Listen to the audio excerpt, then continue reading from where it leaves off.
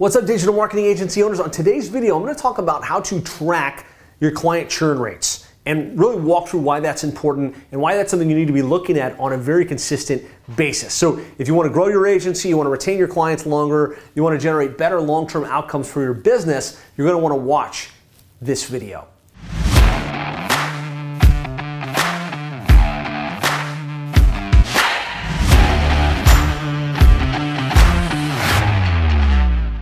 So when it comes to growing your agency, I'm a big believer in this phrase: what gets measured always improves. And this is something that applies to your life. It applies to your fitness, it applies to your finances, it applies to anything.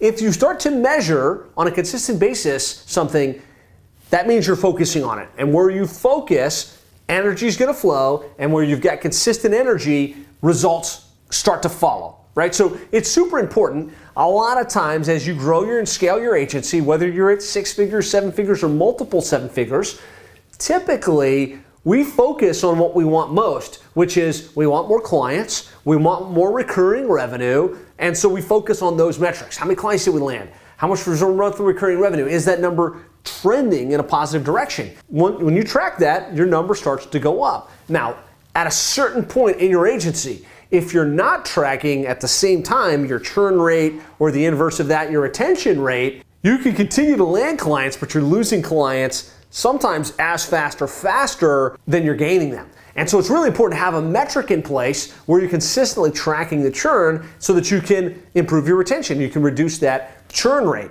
And so I want to walk you through a very simple formula. If you haven't already got this formula, this is going to be super useful for you. You can track retention or you can track churn. I tend to say the positive version of churn is a negative thing, retention is a positive thing. So the positive portion of churn is retention. What's our retention rate? How many clients are we retaining?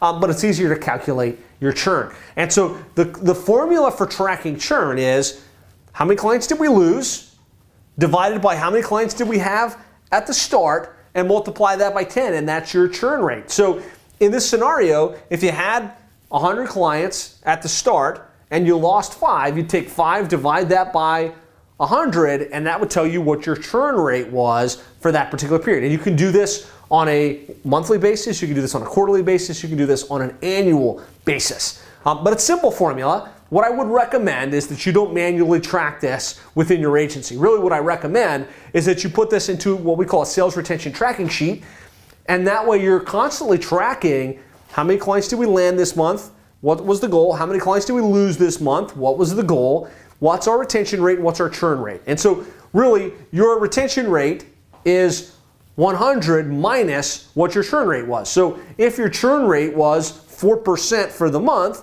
then your retention rate was 96%. And I've got a great sheet. If you type your sales retention tracking sheet in the comments, we will grab this sheet and send it off to you. And everybody in the 7-figure agency, myself included, use this to track where are we headed? How many clients are we going to land this year?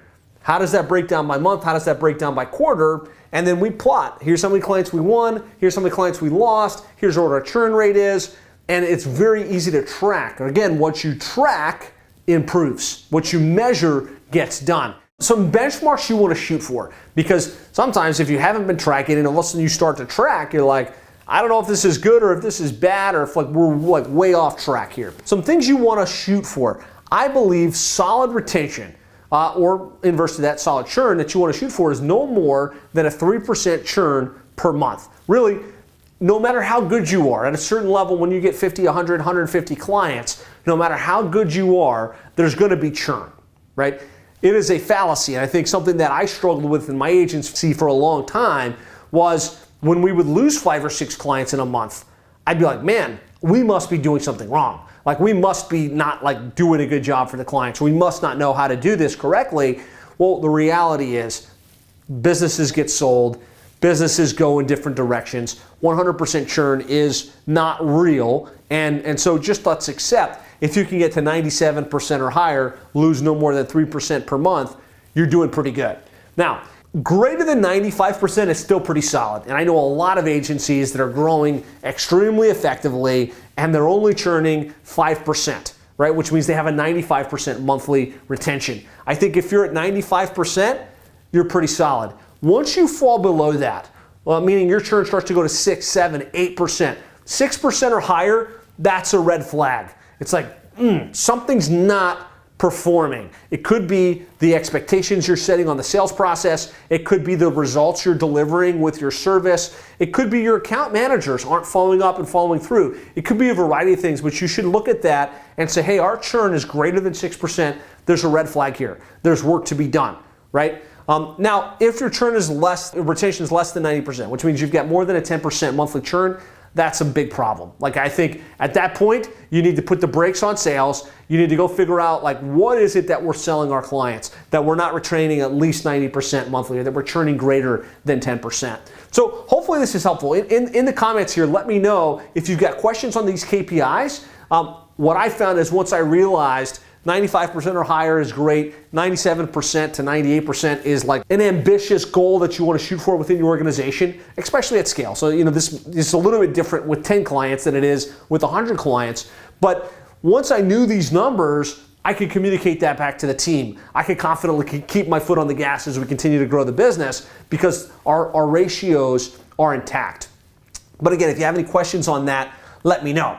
Now, as you start to track churn and you start to track retention rates, there's very specific things you can implement to reduce churn and to improve your retention. And we outline this in the client retention formula. I've actually got a great book called the Client Retention Handbook. If you haven't checked it out, it's on Amazon. You can also grab it on our website at sevenfigureagency.com. But it boils down to world-class onboarding and how you come out of the gates, effective ongoing communication and reporting, and then client success management. Really, how do you build your account management team? How do you track the KPIs so that you can continue to grow and scale without going out of whack with your retention rates? And so if you want to link to any of those resources, type retention here in the comments, and we'll point you in the right direction to get those resources. Or you can go to sevenfigureagency.com/retention-workbook. sevenfigureagency.com/retention-workbook. There, I've got a checklist of the key things you want to put in place to improve your client retention. So hopefully this has been helpful. If you got some good insights here on how to better track your churn rate, your retention rate, hit the like button. Be sure to subscribe for future videos like this. We're talking every week about how to land clients, how to deliver world-class results, how to retain those clients at the highest level possible, and ultimately how to scale the business so that you can make more money, you can have more freedom, you can have a big impact where you're helping your clients, you're helping your team, and you're growing your business. So that's it for today. Let's track the retention, let's track the churn, and let's continue to improve our retention over time. Talk to you soon.